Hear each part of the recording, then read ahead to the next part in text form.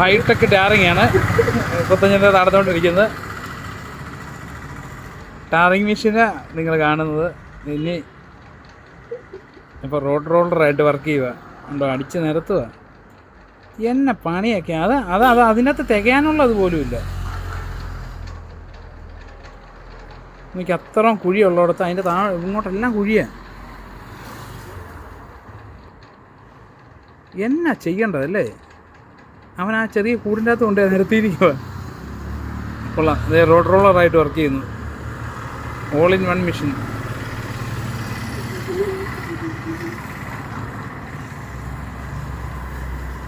ഇലക്ഷന് മുന്നോടിയായിട്ടാണ്.